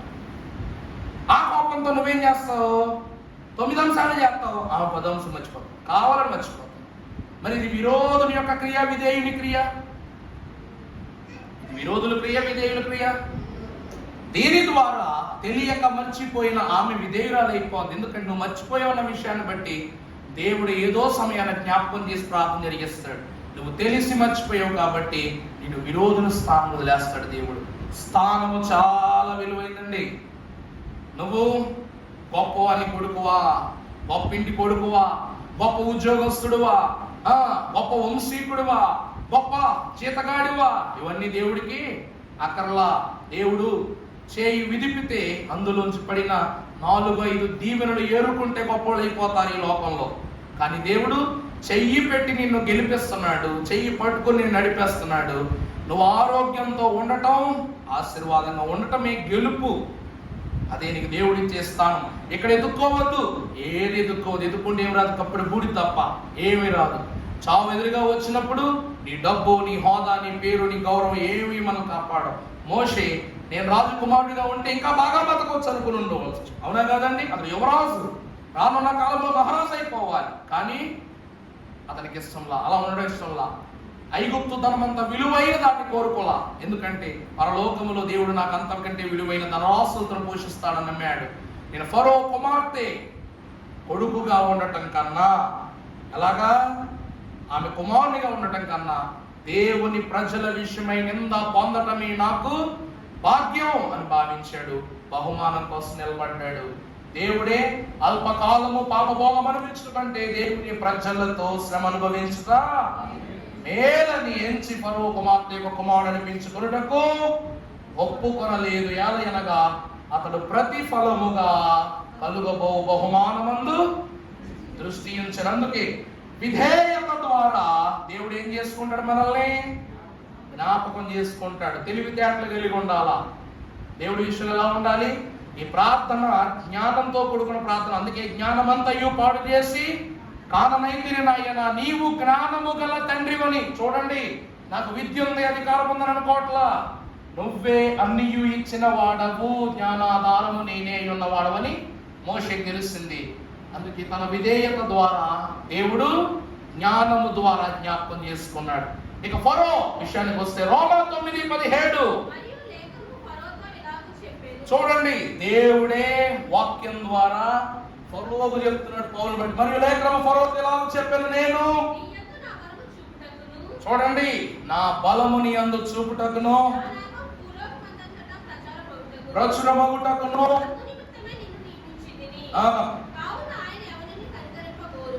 వానిని కనికరించిన ఎవరిని కఠిన పరచగోరుడు వారిని. ఫరో, ఐగుప్తు దేశమునకు దేవుడని అనుకున్నవాడా, ఇప్పుడు చెప్తా నీ గురించి విను. నువ్వన్నీ చేశాను, నేనే ఆపాను, నేనే ఇబ్బంది పెట్టాను, నేనే శ్రమ పెట్టి అనుకున్నావు, కానీ నువ్వు నా చేతిలో తోలు బొమ్మవి గుర్తు పెట్టుకో. దేవుడు ఏం చేశాడంటండి? ఈ లోకములో నలుగురు నన్ను అవమానం చేసి నడి రోడ్డు మీద నన్ను నిలబెట్టేశారు, నడి వీధిలో నన్ను దోషిగా నిలబెట్టారు అనుకుంటున్నాం, కానీ దేవుడే కానీ నిలబెట్టే రోజు వస్తుంది. అప్పుడు భూలోకంలో కాదు, పాతాళలోకంలో కాదు, సర్వ సమాజములో పురుగులు కీటకములు కూడా అసభ్యకరంగా, కనీసం పురుగులు చచ్చిన శవాన్ని తినే పురుగులు కూడా మన దగ్గరికి రావంట. అంత దౌర్భాగ్యమైనటువంటి దుస్థితి దేవుడు కలిగిస్తాడు. అక్కడ రాసిన మాట ఇదే. మరియు లేఖనము ఫరోతో చెప్తున్న మాట ఏమిటంటే, నేను నీ యందు నా బలము చూపడానికి, నువ్వు బలవంతుడు అనుకుంటున్నావు కదా, నా బలం ఏంటో చూపించడానికి నేను ఒక బొమ్మ వల్ల ఉపయోగపరుచుకున్నాను. దేవుడే చెప్తున్నాడు. దేవుడు ఉపయోగించుకుంటే గొప్పవాళ్ళం అవుతాం, దేవునికి విరోధి అయితే ఏమైపోతాం? లోకములో వీడిని కని చిత్తు కాగితం ఉపయోగపడినట్టు కూడా ఉపయోగపడ్డట. నా నామము భూలోకమంతటా ప్రచురమగుటకును అందు నిమిత్తమే నిన్ను నియమించుకున్నా. చూడు, నిన్ను నియమించుకున్నా. మోషేను రక్షణ కొరకు, నిన్ను నాశనము కొరకు నేనేంటో చూపించడానికి నియమించుకున్నా. అవునా కాదండి? ఒకడు తెలివైనోడు అవ్వాలనిపించుకోవాలని ఒక తెలివి తక్కువడు కావాలా? అవునా కాదా? ఒకడు బలవంతుడు అవ్వాలనుకోండి, ఒక బలహీనుడు కావాలా? అందుకే వాక్యములో సొలొమోనే జ్ఞానవంతుడు అనుకున్నప్పుడు నీకంటే జ్ఞానవంతుడు ఇంకొకడున్నాడని శాపాదేశుడు అని చెప్పేసింది. యేసుక్రీస్తు ప్రభువు సొలొమోను జ్ఞానాన్ని అడవి పువ్వుతో పోల్చినప్పుడు అతని జ్ఞానమంతా ఏమైపోయింది?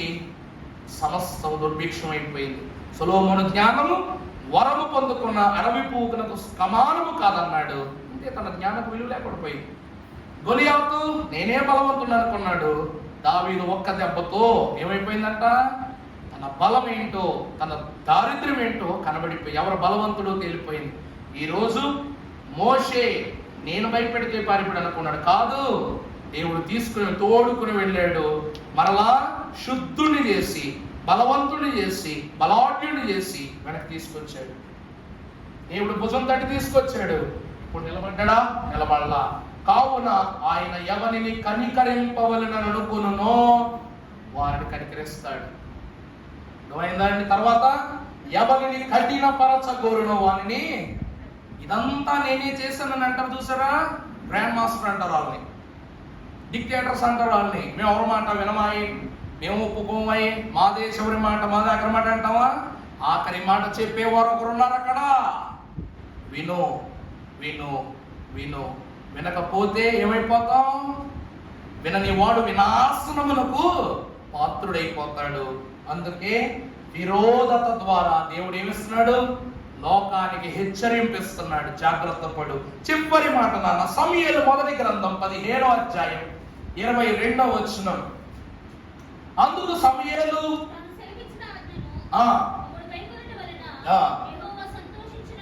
ఆ, ఒకడు దహన బలులను ఉమ్. బలులను అర్పించుట వలన ఆయన సంతోషించునా? ఆ. ఆలోచించుము. ఆలోచించుము. బలులు అర్పించుట కంటే ఆజ్ఞను గైకొనుటయు అర్థమైందండి. ఫరో ఏం చేశాడంట? ఇశ్రాయేలీలైనటువంటి వారిని పెట్టుకుని వాళ్ళ చేత ఇన్ని బలులు అర్పించుంచాడు. 400 ఏళ్ల బానిసత్వంలో వారిని మరో ఐగుప్తీయులుగా మార్చేశాడు. కానీ దేవుడు బలులు అర్పించు వారి కంటే ఈరోజు పాపం చేస్తావు దీపం పెడతావు, పాపం చేస్తావు దీపం పెడతావు, ఇది దేవుడికి ఇష్టం కాదంట. దేవుని మాట వినప్పుడు ఎన్ని దీపాలు పెడితే ఏం లాభం? ఆ దీపాలను ఆర్పడానికి దేవుడే రావాలా? ఒక చిరుగాలి సరిపోతుంది, అవునా కాదండి? దేవుడే రావక్కల్లా. నువ్వు పెట్టిన పాపం అనే దీపాన్ని కరుణించడానికి ఆర్పేయడానికి ఈ లోకంలో దేవుడే దిగి ఊదే అక్కర్లా. చిన్న చిరుగాలి తగలగానే నువ్వు 1,000,000 దీపాలు వెలిగించినా ఏమైపోతాయి? క్షణంలో ఆరిపోతాయి. ఎందుకు వాక్యం అంటుందో చూడండి. నువ్వు ఈ క్రియలు చేయుటను బట్టి ఈ దహన బలులను అర్పించడం కంటే దేవుని మాట ఒక్కసారి వింటే చాలు. చదువు. బలులు అర్పించుట కంటే ఆ. ఆజ్ఞను గైకొనుటయు ఎనుక ఆజ్ఞలు గైకొనుటయు పొట్టేళ్ల ప్రవర్తించుట కంటే మాట వినుటయు శ్రేష్ఠము. తరువాత తిరుగుబాటు తిరుగుబాటు చేయుట చేయుట సోది చెప్పుటయు. అది పాపముతో సమానము. అర్థమైందండి? ఫరో మోషే ఎదురుగా చేసిన ప్రతి పనిని దేవుడు దేంతో పోలుతున్నాడు? సోది. మోషే సోది చెప్పాడా? దేవుని మాటని చెప్పాడు. ఫరో నేను గొప్పోడిని, నేను గొప్పోడిని, నేను గొప్పోడిని నేను ఏం చెప్పాడంట? అవునా కదా? నేను గొప్పోడి అన్న మాట చివరికి ఏమైపోయింది? సోది కొబ్బరి అయిపోయింది. అందుకే సోది చెబుతామో సోది అంటారు. వాళ్ళు చెప్పే సోదిలో లైఫ్ టర్న్ అయిపోద్ది. వాళ్ళు చెప్పే సోదిలో మన లైఫ్ ఏమైపోద్దంట? టర్న్ అయిపోద్ది. వాళ్ళ సోది నెరవేరలేదు అనుకో మన లైఫ్ బర్న్ అయిపోద్ది, బూడిదైపోద్ది. వాహ్, ప్రాస ఎంత బాగా కుదిరిందండి మనకి. టర్న్ అయితేనేమో సోదమ్మా సోదమ్మా, ఇంకోసారి చెప్పమ్మా సోది అంటాం. బర్న్ అయిపోయింది అనుకో సోదమ్మా, ఇక నేను నిడవనమ్మా, చంపేస్తానమ్మా అంటాం. అంత జ్ఞానం అనుకుంటే ముందాలు చెయ్యాలి చూసుకుంటారు కదండి. సోదే అన్నప్పుడు వాళ్ళు చేయాలి చూసుకుంటారుగా. మొదట దేవుడు అంటున్నాడు ఎంత గొప్ప చూడండి. సోది చెప్పుడేమో పాపముతో సమానం, మూర్ఖతను అనుపరచుట.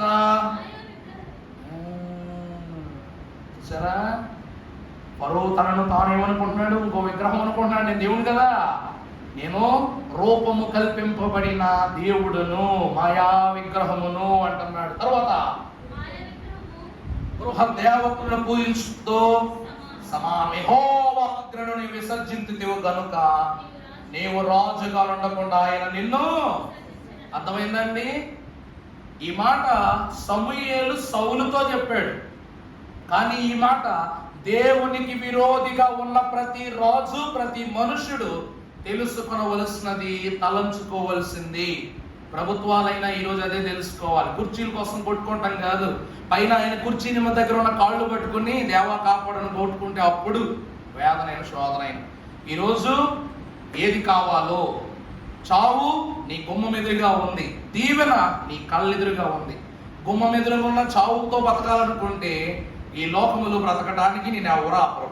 లేదు, నీ కళ్ళ ఎదురుగా ఉన్న దేవుని దీవులతో బ్రతకాలనుకుంటే దేవుడు ఆ లోకమనే స్థితిని గుమ్మం దాటి ఇంట్లోకి రానివ్వడు. సంపాదించు, కోట్లు సంపాదించు కాదన్నాడు దేవుడు. కానీ ఆ కోటి కాటికి వస్తుందంటే సంపాదించు. ఆ కోట్లు కాటి వరకు వస్తాయంటే సంపాదించు. విధేయుడు కాటికి వెళ్ళినప్పుడు దేవుని యొక్క చెయ్యందుకున్నాడు. ఈ విరోధుడు కాటికి చేరటానికి కూడా, కట్టె కాలేంత వరకు, కట్టె పడటానికి కూడా సమస్యకారముగా లేనటువంటి దరిద్రంలో చనిపోయాడు. అందువలన ప్రియులారా, సన్నిధి మనకి ఏం నేర్పిస్తుంది అంటే విధేయత నేర్పిస్తుంది. మన విరోధిని ఎదిరించగలిగే శక్తిని నేర్పిస్తుంది. ఈ నేర్పింపబడే శక్తులతో మనమేమి నీళ్ళ రాక్షసం చేయక్కల్లా. మన యొక్క దేహం విషం కాకుండా ఉండే చాలు. మనం నేర్చుకునే శక్తులతో మనం నీళ్ళ రాక్షసం చేయలక్కల్లా, పాలను తేనెగా మార్చక్కర్లా. మన దేహము విషంగా మారకుండా కాపాడుకుంటే చాలు. అలాగున విరోధులు ఎంతమంది ఉన్నను విధేయునిగా దేవునిలో సాగగలిగే ధన్యత మోషే కనుగొన్నట్లుగా ఈ 5 ప్రధానమైన విషయములతో మనకు అనుగ్రహించునుగాక.